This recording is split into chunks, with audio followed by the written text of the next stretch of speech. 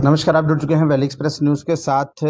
दलीप जी मेरे साथ इस वक्त जुड़ेंगे और मैं ये नहीं बोलूँगा कि वो कहीं ना कहीं पॉलिटिकल मुद्दे से ये इंटरव्यू नहीं हो रहा है। ये इंटरव्यू हो रहा है दलीप जी की बैकग्राउंड जानने के लिए, दलीप जी क्यों इस दलदल में जो है वो उतरे हैं। और लगातार दलीप जी को जहाँ से जितना मैं जानता हूँ, दलीप जी पॉलिटिक्स में नहीं आना चाहते थे और ना ही कोई पॉलिटिकल इनका कोई कैरियर है। पहली बार अपनी कम्युनिटी के लिए कहीं ना कहीं इस दलदल में उतरे हैं। दलीप जी से पूछूंगा, दलीप जी क्या सोचा था, क्या हो गया, कहाँ पहुंच गया? मैंने कहीं पे कुछ सोचा भी नहीं था, क्योंकि जो हमारी मैं अपनी जीवनी की कहानी बताता हूँ। जो मेरी जीवनी है, मैं एक छोटे से गांव का रहने वाला हूँ। उस गांव का नाम है रामहाल। ये 7 मार्च 1990 की बात है कि हम लोग महाभारत देख रहे थे। तो मेरा जो घर था वो बिल्कुल सड़क पे ही था। तो महाभारत देखने के बाद मैं जब बाहर निकला, बरामदे में निकला, तो वहाँ पे एक गाड़ी रुकी। उस गाड़ी में कुछ लोग थे। उन्होंने मेरे को बुलाया, भाई आप आ जाओ। जब मैं गया तो उन्होंने बोला, भाई फलाने का घर कहाँ है, उसका घर कहाँ है। तो मैं उनको घर दिखाने गया। उसके घर में वो दुनाली बंदूक हुआ करती थी उन दिनों। भाई उसके घर में दुनाली बंदूक है, वो लेके आओ। मैं उसके घर में गया, भाई दुनाली बंदूक है, बोल रहे हैं दे दो। तो वहाँ पे भी थोड़ा सा क्लैश हो गया। फिर लास्ट में वो दुनाली बंदूक उन्होंने ले ली वहाँ से और बोल दिए कि भाई आप लोग यहाँ से खाली करो। उसी दिन जो हमारा पूरा गांव था, 14 घर थे हमारे गांव के। 14 में से 12 घर उस दिन निकले और 2 घर जो थे 3 दिन बाद निकले। तो हमारा पूरा गांव खाली हो गया। जब हम जम्मू पहुंचे तो जम्मू में हम किसी को जानते नहीं थे, ना पहचानते थे, ना कुछ, कोई किसी के साथ कोई वाबस्ता नहीं था। आपको ऐसा लगा पहली बार जम्मू आए? मैं पहली बार जम्मू आया था। मैं उस दिन पहली बार जम्मू आया था।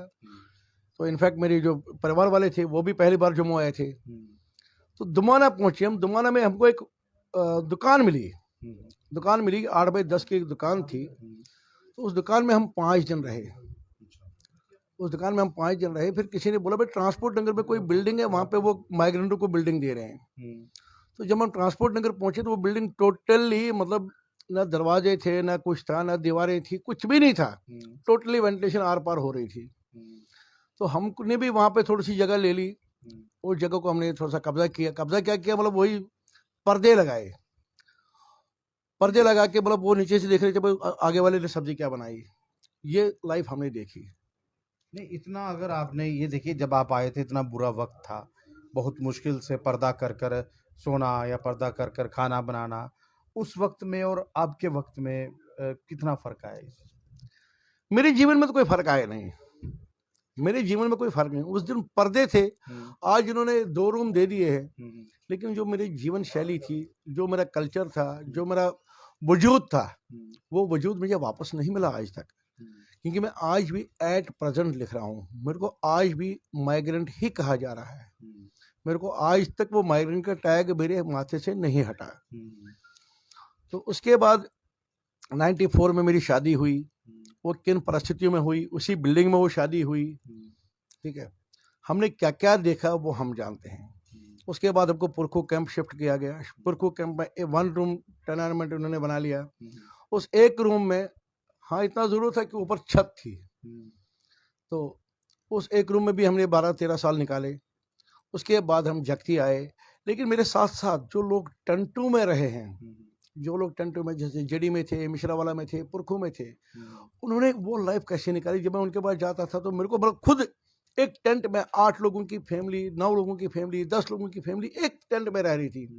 तो वो कैसे गुजारा करे थे, तो मतलब कलेजा करता था। कुछ वीडियोस जो थे वो मैंने भी देखे हुए हैं। वो ऐसे वीडियोस थे, एक टेंट में जब रहना, बाहर मिट्टी की दीवार बनाते थे ताकि कोई सांप बिच्छू जो है वो अंदर ना आ जाए, बारिश का पानी ना अंदर आए, और बहुत दिक्कतों में, क्योंकि कश्मीर का टेम्परेचर और जम्मू का टेम्परेचर ज़मीन आसमान का फ़र्क था उस वक्त। जब यहाँ पहुँचे तो वो क्या था वो वक्त? जब हम यहाँ पहुंचे, मतलब मैं अपने डैडी की बात बताता हूँ। मैं घर से स्टार्ट करता हूँ। उन्होंने वो टेम्परेचर बर्दाश्त नहीं कर पाए, क्योंकि वहाँ हमारा 35 मैक्सिमम टेम्परेचर होता था। यहाँ 45-48 जो टेम्परेचर जाता था। तो वो टेम्परेचर से भी कितने लोगों की मौत हो गई, कितने लोगों को लू लग गई, कितने लोग मर गए। उसके बावजूद जो टेंटों में रहते थे, बाढ़ आती थी, पानी गिरता था, सांप काटते थे, बिच्छू काटते थे, उससे भी कितने लोगों की मौत हो गई। तो ओवरऑल अगर मैं देखूं तो एक वो दुखी जीवन, एक दुखी जीवन जो हमने बिताया, वो दुखी जीवन में प्रार्थना से, भगवान से प्रार्थना करता हूं कि ऐसा जीवन किसी और को मत दे। उसके बाद देखा मैंने 2019 में मेरे बच्चे का मर्डर होता है। 2019 में मेरे बच्चे का मर्डर होता है। 5 साल हो गए। मतलब जो सिस्टम में लोग बैठे हैं, जो सिस्टम में लोग बैठे हैं, ईमानदारों की कमी है, बट बेईमान थोड़ा ज़्यादा है। लेकिन जो ईमानदार है उनकी चलती नहीं है, सिस्टम में ईमानदारों की नहीं चलती है। तो कुछ लोग जिन्होंने इन्वेस्टिगेशन टीम थी वो, उसमें उन्होंने बड़ा ईमानदारी से काम किया, बहुत ईमानदारी से काम किया। उनकी ईमानदारी को मैं आज भी सलाम करता हूँ। तो जब केस कोर्ट में चला, ट्रायल में कुछ कागज ही नहीं है, कोई इन्वेस्टिगेशन ही नहीं है, कहाँ से ट्रायल चलेगी। उसके बाद मैं गवर्नमेंट को अप्रोच किया, भाई ऐसे ऐसे बात है, उसको सीबीआई को ट्रांसफर करो। तो गवर्नमेंट ने भी बोला, वहाँ पे भी जो 14-15 साल से लोग बैठे हैं सिस्टम में, जो मतलब अपॉइंटेड नहीं है, इन्फ्लुएंस के थ्रू वो अपॉइंट हुए हैं। आप मुझे एक बात बताइए, एक आदमी है, मतलब बड़े अच्छे पोस्ट पे है, 14 साल से उसने 3 प्रमोशन ली, एक ही जगह, एक ही कुर्सी पे बैठे हुए हैं। तो क्या उसको रिप्लेस नहीं कर सकती गवर्नमेंट? क्या वो इतना काबिल है कि बाकी को वो ओवरराइड कर रहा है? जबकि उससे ज़्यादा मतलब हाईली क्वालिफाइड लोग हैं सिस्टम में, लेकिन कुछ लोगों को तवज्जो क्यों दी जाती है? ये वही लोग हैं जो इन्फ्लुएंस से अपॉइंट हुए। ये वही लोग हैं जिन्होंने मतलब जिनका चाचा भतीजा कोई डीसी एसी जो भी था, तो उन्हीं लोगों के वो अपॉइंटी है। अल्टीमेटली 5 अप्रैल 2024 को मेरी फाइल चल रही थी सीबीआई ट्रांसफर के लिए, ठीक है। तो देखा कि भाई मुश्किल है, क्योंकि सिस्टम में जो लोग बैठे हैं, जो हमारे बड़े ब्यूरोक्रेट्स बैठे हैं, उनकी एक ही मतलब थोड़ा सा एक कमी है। कमी इन द सेंस ये है कि वो कानों से देखते हैं, वो आंखों से नहीं देखते हैं। वो फाइल का ऊपर वाला पेज देखते हैं, नीचे वाला पेज नहीं देखते हैं। वो फर्स्ट वाला पेज नहीं देखते हैं, फर्स्ट वाले पेज में हकीकत क्या है, और वो जो लास्ट वाला पेज होता है वहाँ पे अप्रूव नॉट अप्रूव, वो बाकी नीचे नहीं देखते हैं। दिलीप जी, एक सवाल मेरा और रहेगा आपसे, ये वही जख्म था जब बच्चा चला गया, उसके बाद आपने ठान ली कि टूट चुके थे? पहला कश्मीर से झटका लगना, जब आप कश्मीर से जम्मू आए थे, उसके बाद बहुत मुश्किल से यहाँ पर फैमिली स्टेबल हुई। अब जब बच्चा कहीं ना कहीं चला जाता है तो उसके बाद संभलना एक बाप के लिए बहुत मुश्किल होता है। मैं उन लोगों का बहुत बहुत धन्यवाद देता हूँ। इतना सहारा दिया कि उन लोगों को भी बहुत सताया सिस्टम ने, बहुत सताया उनको भी सिस्टम ने। जी सर, आप कुछ इमोशनली हो गए थे, जी बताइए। वही मैं बोल रहा हूँ, उन लोगों का मैं बहुत बहुत धन्यवाद देता हूँ जिन लोगों ने मुझे सहारा दिया, जिन लोगों ने मुझे जीने की राह बताई। जब मैंने देखा कि मेरे जैसे कितने बाप, कितने माएँ जो इंसाफ के लिए तरस रही है। जब मैं कोर्ट में जाता था तो कोर्ट में देखता था कि मतलब कितने बाप जिनके पास पैसे नहीं होते थे, तारीख पे तारीख, जिनको बेचारों को किराया नहीं होता था, तारीख पे तारीख। इंसाफ तो बहुत दूर की बात है, लेकिन मिलती थी उनको तारीख।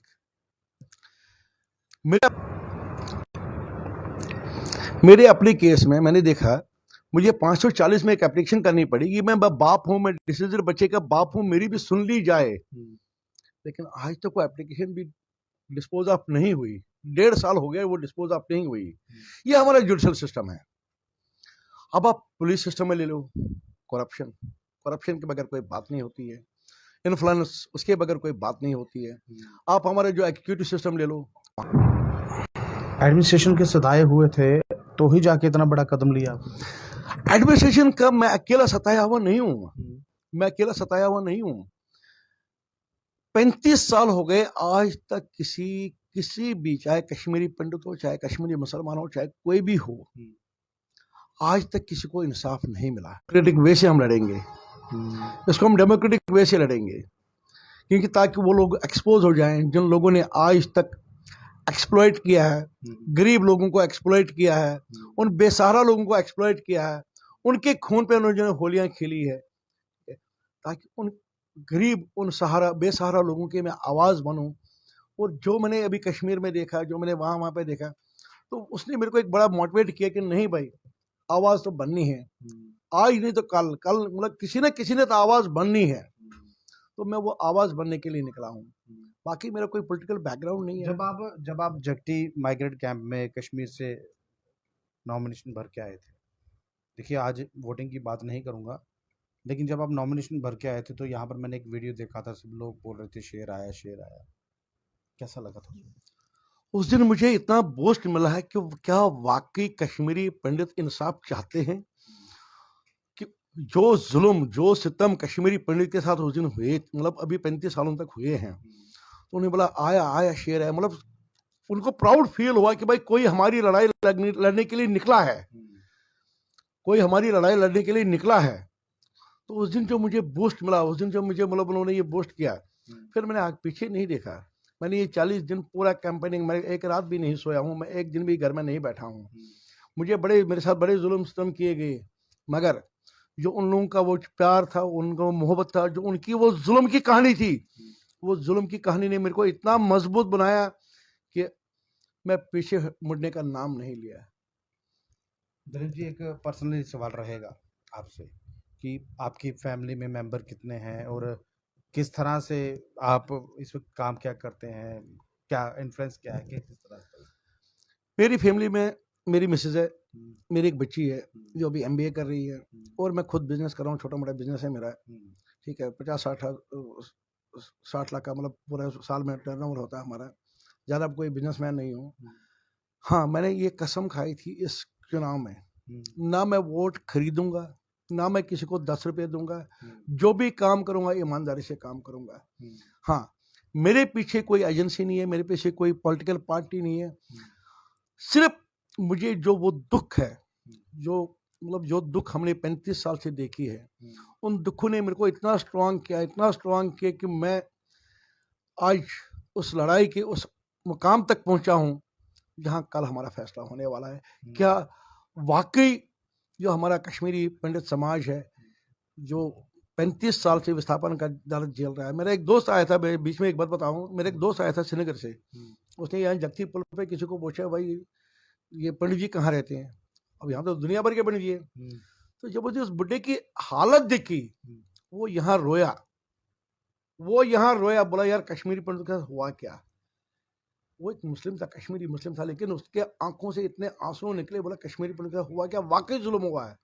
क्योंकि उन दिनों सोशल मीडिया नहीं था, उन दिनों मीडिया नहीं था, उन दिनों इंटरनेट नहीं था, उन दिनों कुछ भी नहीं था। उन दिनों सिर्फ यही था, भाई वहां पे ये हुआ, और र्यूमर था, ये पता नहीं क्या था क्या नहीं था।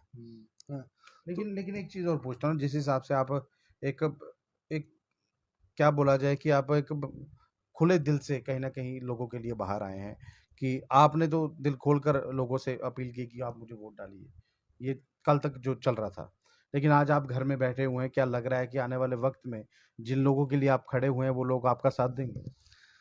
मैं जिन लोगों के लिए खड़ा हूँ, आज उनके पास एक सुनहरा मौका है कि अपनी एग्जिस्टेंस दिखाने का, अगर आज नहीं फिर कभी नहीं।